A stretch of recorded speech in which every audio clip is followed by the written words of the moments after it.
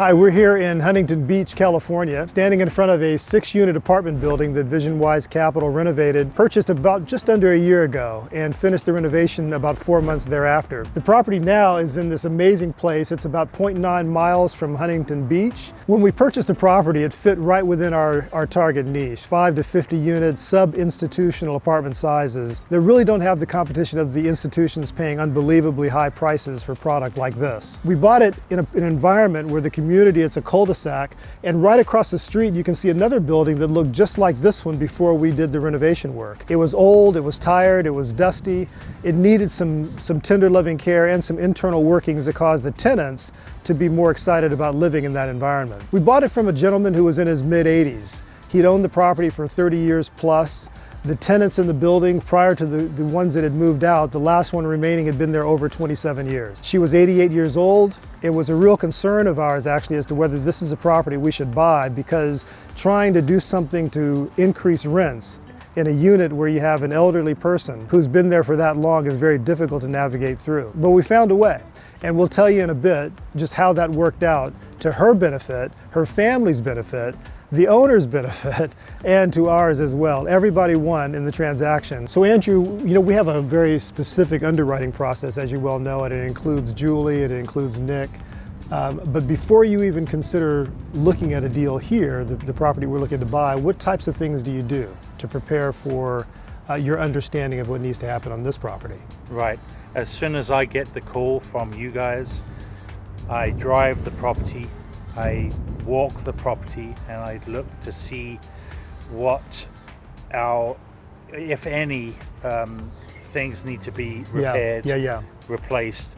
This way I'm able to come up with a pretty accurate preliminary budget for an exterior renovation.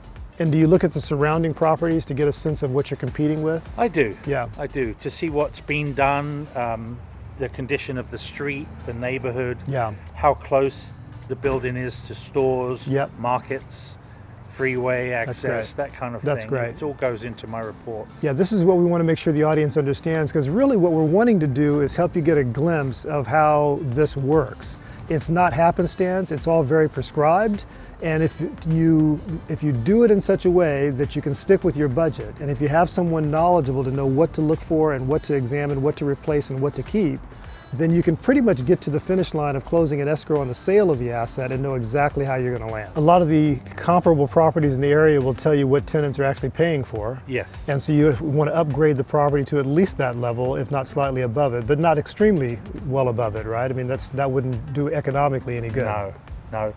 But after that initial inspection, I'm able to come up with a preliminary budget for an exterior CapEx renovation. That's good. Which helps in the underwriting process. Yeah, so generally speaking, if I know that for me, when we see a deal, it usually comes into our office in the morning. By that afternoon, we've done the first underwriting already, so we're probably 80% sure that it fits within our acquisition criterion. Mm-hmm. After that, if it does, then I'll be notified, you'll be notified, you drive the property, and literally within 24 hours of having received the deal, we're able to write an offer, just by virtue of being available to know what we're looking for, right? Mm-hmm. So when you started the exterior, did you start with any particular thing? What came first? The first thing we do is the termite repair. In this case, we replaced all the siding, all the trim around the windows, and also, which you'll see in a minute, we rebuilt the staircase on the side of the building. Yeah, we'll look forward to seeing that too. Yeah. The cool thing about it is before we even start the project, we're very clear on the costs of the capital expenditures, and we're very clear on the returns that we should get on the product overall. By the time we actually renovate it and turn it and sell it. Mm-hmm. So before we close escrow, we know what our profit's going to be. Yeah. And the whole idea of having a budget is the fact that we're so clear on what we're going to do and what the cost is that we just don't have to concern ourselves with how much money we're going to make. Right, exactly. So how do you know what to do? What does your expertise tell you with regards to how do you know what to fix and what not to fix? Well, just by looking at something, I can tell if it can be repaired or made to look good just by paint. Yeah. Or if it's beyond help. Yeah. in which case we would replace. Luckily, we were able to come up with this product. It's a hardy product. It's 100% waterproof. Yeah. And it looks great. Yeah. And it's completely weatherproof. Yeah. As opposed to the across the street building, which Yeah. has the wood, tongue and groove, and shiplap, which is rotten and susceptible to the weather. Being California, the sun is one of the worst enemies to wood. One of the things that owners of apartments in our niche do not do is they don't renovate their own properties. They typically don't have a motivation to do that because they never feel that they can get the rent increases large enough to be able to justify the work they do on improving the property. So that's why when you drive through neighborhoods, you'll see things that are dilapidated, see properties that are right next door that are renovated, and until they're sold, those dilapidated properties typically don't get the attention that we give them when we buy the asset outright.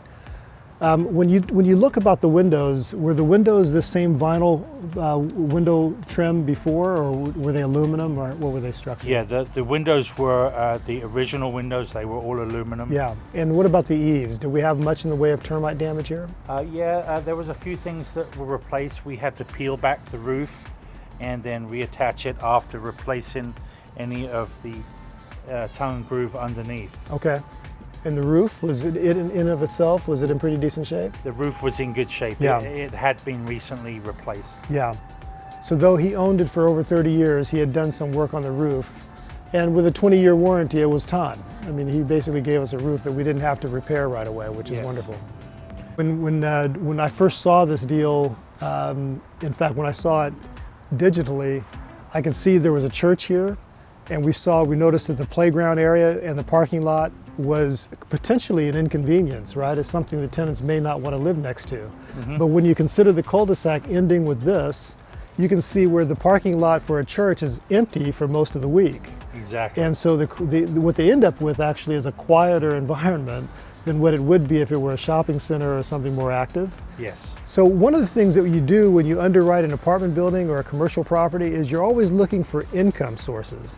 And the income is what drives the valuation. Unlike a single family residence where location is everything because you can't do anything but stay in that one spot, with an income property, it's a matter of what the rents are going to be next to a parking lot, or next to a church, or next to a shopping center, or next to a park.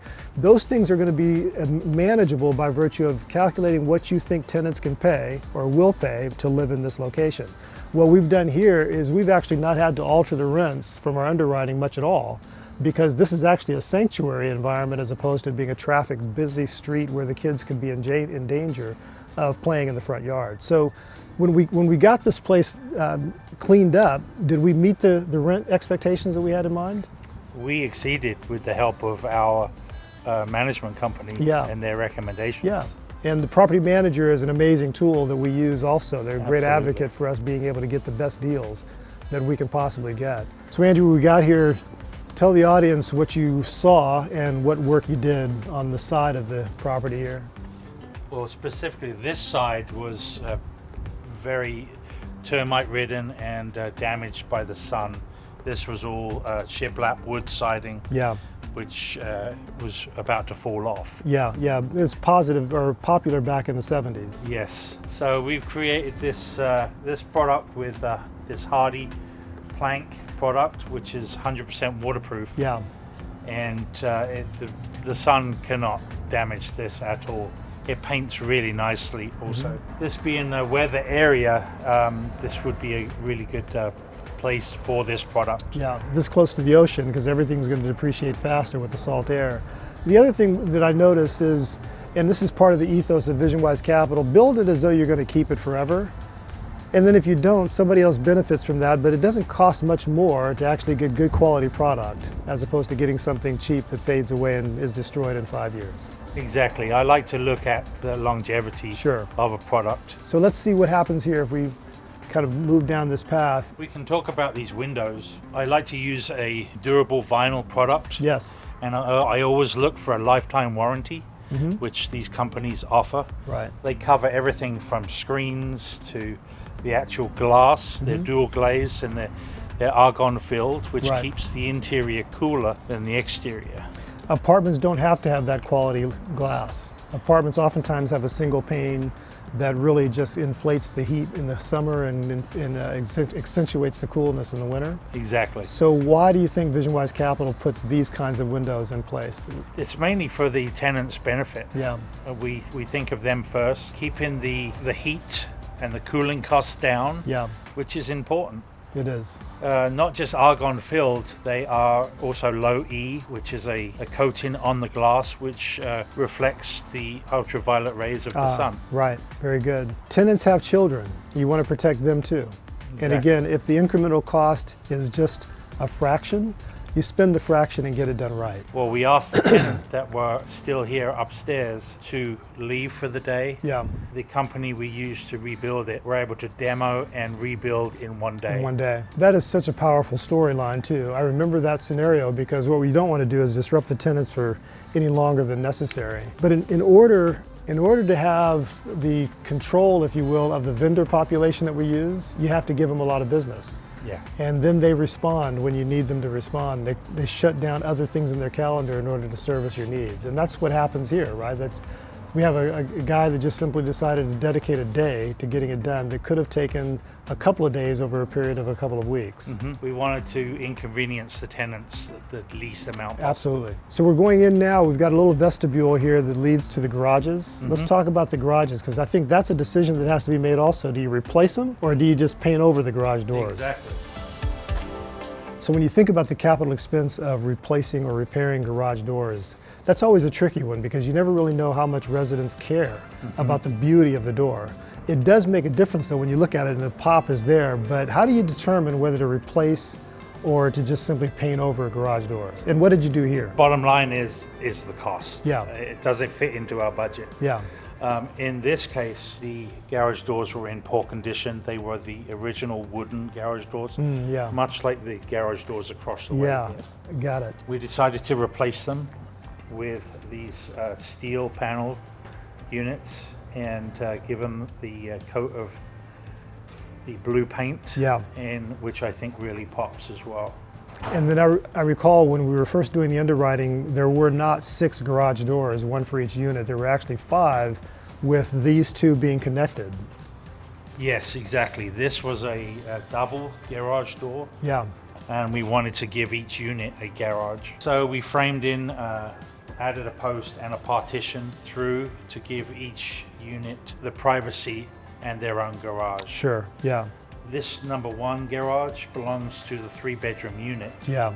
They also get the exterior parking space. Okay. Yeah, it's the only 3-bedroom unit in the facility. So we have 4 1-bedroom units and then we have the 1-3.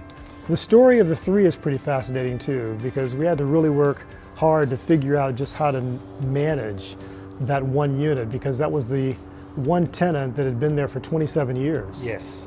It's not easy to remove a tenant who is in their mid-80s like that, but that one tenant did not have their own garage. They were sharing a garage with someone else, and yet they're the only 3-bedroom in the unit. Exactly. So how did that work out to where the resident won, the broker won, the owner of the property won, and of course we won by virtue of properly making sure that she was comfortable in her transition? How did that work out? She ended up moving in with assistance from her grandson. Yeah. And they have a place together. She also has her daily nurse attendance. Yeah. They moved locally. Yeah. Our broker helped her with that transition and found her the place to go. So it was a very smooth transition. She was frightened, if I recall, because after 27 years, you end up with an eclectic sense of her surroundings that becomes just your identity. And to somehow move that is not only uncomfortable for someone in their 20s, but someone in their 80s, it's really difficult. I remember the family trying to convince her that it was time to make that transition, and she resisted. And I can understand that. Her and her husband lived in that place. And in fact, the owner of the property was the partner of her husband. And so she was a widow, she's in this place, her family can't get her to make the move, but by incorporating the broker and having the broker coach the grandson on how to maybe discuss it with her and have that happen, it was a peaceful transition for her. And it was great for the grandson, who has a grandson that wants the grandma to live with him, And to discover that really broke open a large bit of the opportunity and the solution. Yeah, and he was more than happy to help out. That's so good. That's so good. So many stories of how tenants win, investors win, the enterprise wins, and everybody comes out whole on a deal like that. That's tough. Yeah. Back to garage 1, there's a washer and dryer hookup inside the garage. Okay. So as an incentive while renting unit 1, Yeah. we added a washer and dryer as part of the incentive package to make it appealing for a prospective tenant. Typically speaking, our rents are at the top of the market. They don't exceed the market, but they're at the top. And sometimes to make that happen, you just simply have to give some things away that are important. Yes. The washer and dryer in there, we didn't have to buy that. We could have had them buy and there was one in there already that was older, but it was working. The cost of buying the washer dryer versus not, what would you estimate that to have been? I really think it was sharing a laundry room with 6 other tenants. Yeah. To some people, that's not very appealing. Understand. Yeah. So having your own private, safe, clean environment for you to do your own laundry is important. And the unit itself cost, what do you think? We got both units for around $700 for the both. Yeah, it's a price you pay for a good quality tenant for long term.